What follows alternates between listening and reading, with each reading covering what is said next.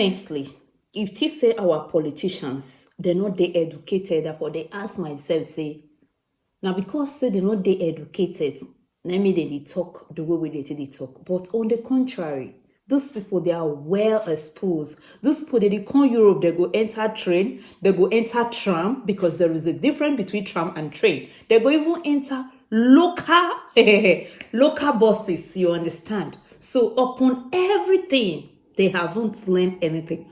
All they learn is just how to play and put Nigeria into the same circle all over and all over again. And at the same time, they are the one crying for help. So now when they cry for help, I go, they ask myself, say, they ask for help, but what is really the problem? Because the last time we check, now these the same people network say they are trying because they will be able to bring people that we are like, people where they kidnap for more than 10 years. They bring them come, the little secrets. Some of them were even mothers to their own kidnappers. Someone has seen this video for this conference meeting where they go so. Before they manifest. Additionally, I'm taking this opportunity to inform the world that we have resumed the prosecution of the Boko Haram and affiliated terrorist suspects detained in Kainji and other locations across the country. While the UN highlights social exclusions and governance gap needing attention. Terrorists find a welcome home with deeply disillusioned, excluded, and desperate people. We must formulate responses that address these conditions, and in doing so, we must pay attention to our women and girls who bear the greatest impact of insecurity, often the victims of terrorism, who deserve our solidarity and who have a right to remedy and reparations, and also to our youth and future generations. Second, we need to work to rebuild the social contract across the region. The social contract, a bond between people and the authorities that govern them, has been frayed by decades of underinvestment, crises, and a lack of governance.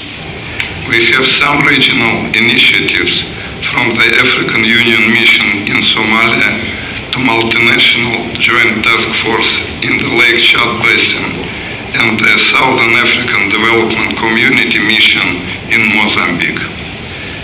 These regional arrangements require support and long-term commitment from the international community. President Bola Tinubu and other leaders stressed the need for tangible outcomes, with the Nigerian president calling for the establishment of a fully operational regional counterterrorism center and a regional standby force to enhance intelligence sharing and rapid response capabilities. The time to act is now. The time for concrete actions is now. The time for results is now. The time for speeches is over, even if I am doing well. While terrorism troubles us greatly at the moment, we do well by remembering terrorism is not of Africa. We must tell this important evil that wants to bend and break us, that it shall not succeed. Instead of making us bow, we shall banish it. Let us stand together in solidarity to confront this scourge and build a more secure, stable, and prosperous future for our continent and its citizens. Arise News caught up with the National Security Advisor. I asked him what sets this summit apart from previous ones and what he aims to achieve by organizing it. This is a very important event for Nigeria and indeed Africa. We do have over 400 foreigners here, and they're all professionals directly who are involved in the fight against terrorism globally. And we've had very powerful speeches from the UN, from our own presidents, and literally all those who are important. And we believe this is what is needed, and everybody, all of are calling for a collaborative effort to come together. We are all in this together. Today we are beginning to see the end of Boko Haram in Nigeria, and that is a fact. It's not just talk. We've heard what was said. Since the coming of this administration, President Bola Ahmed Tinubu, we have not witnessed one single terrorist act in Nigeria. terrorist act, we mean like attack by terrorists. We have had it many in 2022. The attack on our train, our own prison, our gas battalion, our churches in 2022. And throughout 2023 and now, we have not witnessed one. The UN Deputy Secretary General reiterates the crucial need for adequate resources to combat terrorism effectively. So my hopes are that when I see the multi-stakeholder attendance here that has been put together by the NSA and our Office of Counterterrorism, then I'm hopeful. I'm hopeful that they're actually addressing the solutions and they're listening to what the President said, which is enough with the rhetoric, or grammar as we say in Nigeria, and more action on the ground. It has to be followed up by resources. This will not happen on fresh air. And I hope that collectively we can bring the partners in to scale up what they have already been doing, but to talk about that with a sense of urgency. Stakeholders at the summit are unanimous in their resolve that defeating terrorism in Africa is not a simple task, but rather a complex challenge that requires a comprehensive approach. They are optimistic, however, that through collective action and a commitment to African-led solutions, there can be a significant impact in the fight against terrorism on the continent. From the Office of the National Security Advisor, Nigeria, Adesola Omoruan, Arise News. Well, thank you, Adesola, for that detailed report, as always. Rufa, your take on this story, particularly one of the parts that came out really strongly is the president linking illegal mining to financing of terrorism and, of course, other things that were discussed at that meeting. At first, correction. With due respect, the NSA and whoever is in the security body should stop touting this argument of there's been no terror attacks since 2023. Please, spare me. The killings that happened in Jos, what were they? In the space of 2-3 days for Christmas period, were they not terror attacks? The kidnapping of people in Kaduna, what were they? Were they not terror attacks? Please spare this narrative twisting, please, for the sake of public sanity. Secondly, yet here we go again with another talk shop. We call people from all around the world and we sit them down and we talk, and nothing changes. I'll have rather the money we are expending to have this talk shop, to book hotels and do things and make people just come and talk. We should fix that money into researching and holding hackathons where we can get Nigerians at least to deploy and be able to manufacture surveillance softwares where we can entirely keep surveillance over the 923,000 square kilometers of land. A lot of Nigerian people out of Yaba and out of all tech Silicon Valleys around Nigeria can do it. Give them this capacity rather than going to import all the technology from other Western nations. I'll have thought that the money will be plowed into DICON to do more research and development as regards drones and gears and things like that. I'll have thought that the action plan should be now looking into the complicity. President Tinubu was talking about foreigners in legal mining. Don't these foreign people have local collaborators? Do they just do it and manufacture these things from the sky? No foreign entity can come into this country without local collaborators. They need on-ground experience, and it's the local collaborators that are helping them. But because these local collaborators are big people, nobody can touch them. We have a lot of gold in Zamfara. Till today, I have not seen gold receipts as part of the line item in our budget or revenue. Because the local collaborators are part of it. So let's stop blaming the foreign people, because we know we have to kick the baby away with the bathwater and say foreigners. Let's look at the local collaborators. What about the people that were put on the list in UAE as terrorist financiers? What has happened to them? Is this not the same government, or probably the last government, that was giving terrorists jollof rice and sewing national beef for them in the name of repentance?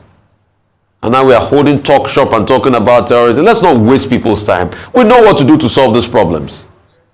When we need a foreign collaboration, we can ask for help. I'm not against that. But all these talk shops will not take us anywhere. This year alone, over 2,000 people have died. Or maybe between last year and this year. I don't know what the report, but it was on the front page of a national daily a couple of days ago. Daily Trust. So is it foreign collaborators that are killing people? What about the kidnappings we'll not be able to solve? Is it foreign collaborators? where we hear a great case of complicity. So one, let's deal with the complicity across forces. Secondly, let's equip our young people. Nigerian young people are talented in the tech space and in the manufacturing space. They can create this technology equipment, support them. Use them to be, and most importantly, solve the problem of inequality. Because you politicians are also the biggest problem for this inequality in this world. You are living in a society where people have bad roads and you are driving cars of over 100 million naira. Are you okay? You are driving cars of over 100 million naira. People are seeing the big fat salaries you are earning in the Senate. All right. And you are saying how did inequality start? That's why everybody wants to do politics now. Every jobless man out there wants to be a politician. Let's fix this country and stop holding talk shops here and there and wasting our time. Okay, I think that we should look at the objectives of the African High-Level Meeting on Counter-Terrorism, which is to promote the idea of collaboration, cooperation among African countries to tackle together the challenges of terrorism and also illegal mining and also illicit international financial transactions. We cannot stop talking about the problem, because if you continue to talk about it, then maybe someday you'll be able to find a solution to it. And Africa, being a major victim, has a responsibility. Its leaders have a responsibility to continue to focus on the subject. So in terms of objectives, I think that this was a very important meeting, attended not just by African leaders, thematically focusing on African interests, and also having in the room international stakeholders from the United Nations. Why is this important? Because it's already recognized that terrorism is a global phenomenon. It's cross-border. And for you to find a solution to it, the solution cannot be localized. There is an international dimension to it. And this was one point that President Tinubu was making in his welcome address, when he said there is a linkage between terrorism and illegal mining and banditry. And of course, look, this is a subject of research, and that connection has been established. Secondly, he said there are international interests involved, and that these international interests, the international community must help to check them. Now, theoretically, the point that President Tinubu was making is simply that beyond the experience of colonialism, there's a new kind of colonialism that is economic resource-based. We said the West pillaged Africa. Today, in 2024, it's not just the West that is pillaging Africa. Even the East is pillaging Africa. So Africa, as a last frontier for development, has become a battleground for its own resources that are relevant to modernization, to the technological drive of the 21st century. And in this regard, I cite specific examples. Look at Nigeria. There have been studies that the Chinese are involved in the illegal mining that we have had in Zamfara State, in the Northwest generally, and also in North Central and parts of the Southwest of Nigeria. These same Chinese, Africa is romancing them under what they call the Road and Belt, initiative. But they have also been fingered in Namibia, where there is a very rich resource of lithium. They have also been fingered in the Democratic Republic of Congo, where, there is a lot of cobalt. Also in South Africa is talking about illegal mining. In Ghana, next door, there's also an issue about illegal mining. It's popularly called in Ghana, it's called galamsey. The South Africans at a point had to threaten that they would call in the army. In Nigeria here, at a certain point, the federal government had to ban artisanal and illegal mining in Zamfara. Now, the big concern is that this illegal mining is tied to social conflicts. It is assumed that this international interest, and it's not only the Chinese. After all, we had the blood dam, the conflict diamonds in Sierra Leone, which led to a civil war between 1998 and 2002. So you see that the resources in Africa have always been a source of conflict. So some kind of neo-colonialism, right, in that regard. So thematically, President Tinubu, is right in terms of what he said, what he presented. The second point is that there is collaboration between local politicians, local African leaders pursuing their own selfish interests, and these illegal miners. So the foreign collaboration that President Tinubu talks about, our people are also complicit. Take the Niger Delta, all the illegal crude oil theft that is happening there. It's not just foreigners going there to steal crude oil. Our own people are involved, including traditional rulers, including the people who collect national honors from Nigeria. That's another dimension. Now, President Tinubu made the point that there is a legal framework in place. The Terrorism Prevention and Prohibition Act. In fact, on that occasion, the federal government also announced the setting up of a national stakeholders working group, 15-man, to monitor Nigeria's extractive transparency initiative and all of that. But there is also the regime of the legal framework. In Nigeria,